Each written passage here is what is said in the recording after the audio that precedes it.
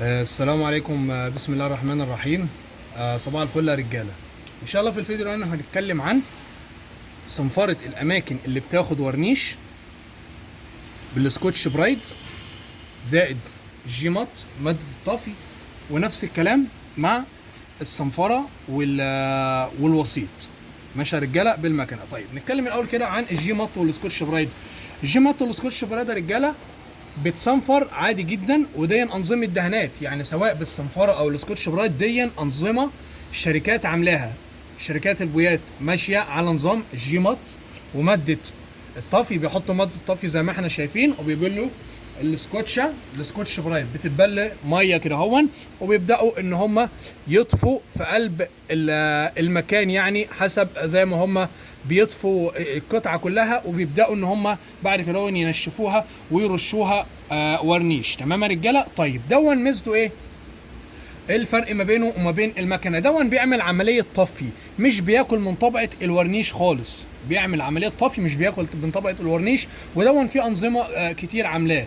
تمام، يعني كل شركه، روبيرلو 3 ام، جلازوريت، ديبون، مش عارف ايه، كابسي، ده كل شركه هتلاقي حاطه لنفسها نظام، سواء بتطفي بالجي مط او سواء بتطفي بالمكنه والصنفره. احنا بنفضل ايه؟ دون بتطفي مفيش اي مشاكل، بيكون جي مط ده حاجه زي الكومباوند كده هو خشنه، مع السكوتش برايد والحركه بتعمل عمليه طفي للمكان، بيكون متاح ان انت تنزل عليه ورنيش عشان يعمل التماسك، والورنيش ما يحصلش فيه يعني اي تقشير او اي مشاكل. فهو مش بياكل من طبقه الورنيش ولا حاجه، مجرد ان هو بيعمل عمليه خشانه، تخشين او تمزيع في الورنيش، وفي نفس الوقت الورنيش لو نزل عليها الخشانه بتاعتها ما بتبانش وما بيكونش ليها اي مشاكل. تمام يا رجاله. بتبدا ان انت تطفي القطعه كلها بالحروف بالمزانق دي بالسكوتش دي، وعلى كده هون بترش. تمام. طيب دي اللي بيحصل فيها برضك، يعني مش هنقول هي ولا هي ميزه ولا عيب، انت اللي تقرر بنفسك. دي اللي بيحصل فيها يا رجاله.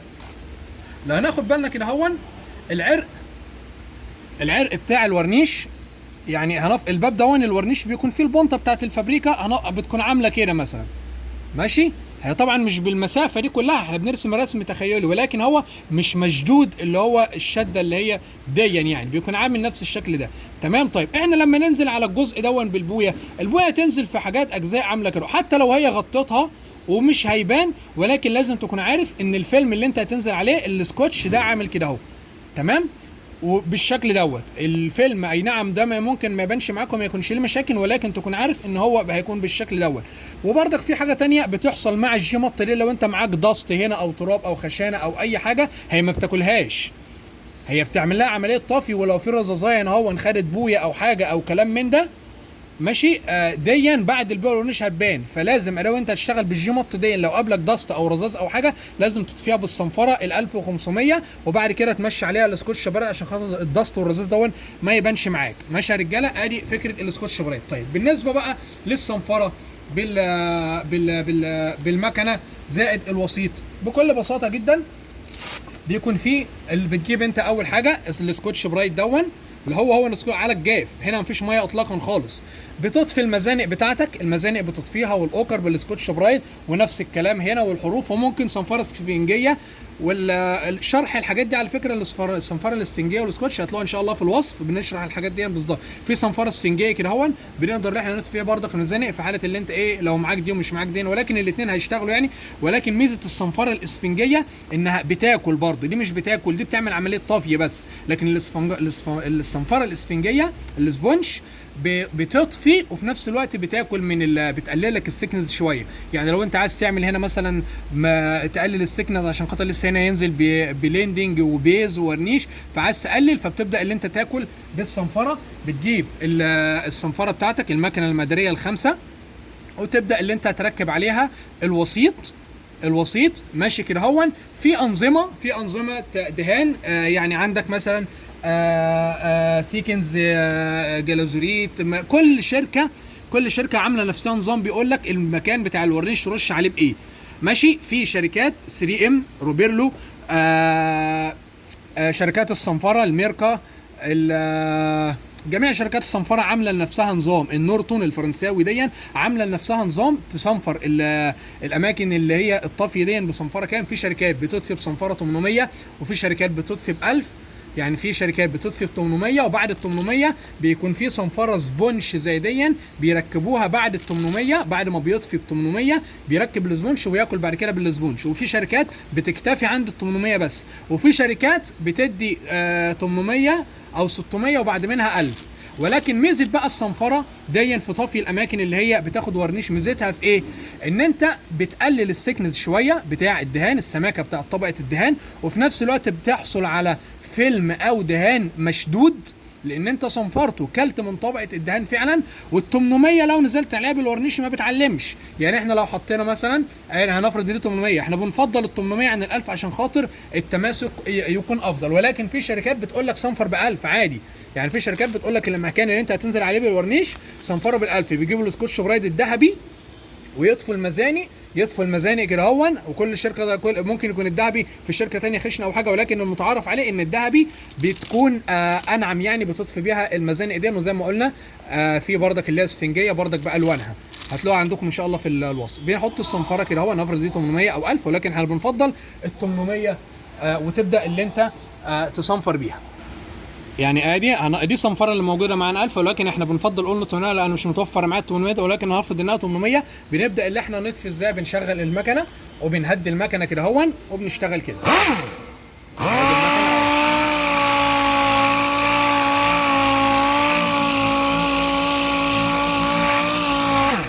زي ما احنا شايفين كده هون. بص اللي حصل ايه يا رجاله؟ السطح بقى ناعم، وفي نفس الوقت لو جينا ركزنا كده هون شايفين يا رجاله؟ شايفين الدست ده السكوتش برايد ما بتاكلهوش. يعني الدست احنا هنقرص عليها دلوقتي هتروح تماما. يعني نيجي على ايه مثلا؟ ادي هي الدستايه اهي تاني. بصوا الدستايه دي يا رجاله اهو، في دست اهو. ودون النظام الافضل على مستوى العالم. الدراي ما فيش ميه خالص اطلاقا يا رجاله. ادي هي دستايه اهي شايفينها يا رجاله. نيجي بالسكوتش برايد نشوف ايه اللي هيحصل.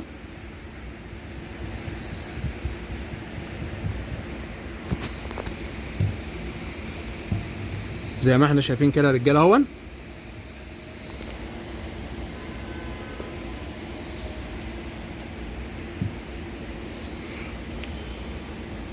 هي معايا انا يعني ايه، في اثر بسيط كده اهوت، في عمليه خشانه فعلا حصلت وتآكل، ولكن مش هيكون زي المكنه. نيجي نبص المكنه. بص المكنه يا رجاله، الدستايه اهي في دست اهو.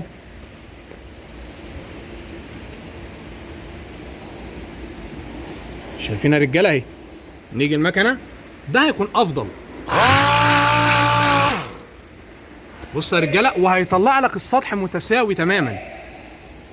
لان ناخد بالنا يا رجاله اتاكلت تماما، مفيش يعني اي اثر لاي دست او اي حاجه. طيب ميزه الصنفره ايه برضك يا رجاله؟ ان زي ما قلنا بتاكل وبتطفي السطح كله، وبتكون انت شغال شغل سيستم دراي مفيش اي ميه اطلاقا. ودون الافضل على الشغل، يعني ان ما يتحطش ميه على الشغل، فبتقدر ان انت تطفي القطعه كامله زي ما احنا شايفين. وفي نفس الوقت بتعمل لك خلي لك السطح مستوي بالشكل دوت، ما بيكونش فيه الريجه بتاعت الورنيش حتى لو هي ما عملتش مشكله بعد كده. ولكن انت مبدئيا بتاخد سطح مستوي، بتمسك الريجه دي بالصنفره 800 بتاكل كل دون، بتحصل على سطح ناعم ما بيعملكش اي مشاكل. يعني بعد كده هو مفيش مشاكل هيكون، بس هو مسكتش، ولكن بتكون انت شغال على سطح مستوي تماما زيه زي الفيلر. ليه؟ انت عندك هنا هو لما تيجي ترش هنا هو على الفيلر وتيجي ترش هنا، انت عندك هنا سطح بالظبط عامل كده اهوت، تمام. والسطح هنا هو هيكون عامل ازاي؟ هيكون في رجه بتاعت الورنيش في حاله اللي انت لو بالسكوتش برايد اشتغلت، تمام. لان انت مش معقول هتمسك بالسكوتش برايد تقعد تدعك بايديك زي ما احنا شايفين كده هون، وهتحصل على شكل مستوي على مستوى الباب كله. الموضوع مش سهل كده هون. فيفضل ادي الباب وادي ادي الباب ده وادي الباب دون، الاثنين يكونوا زي بعض كده اهو. اللي هيحقق لك الخط دون الصنفره.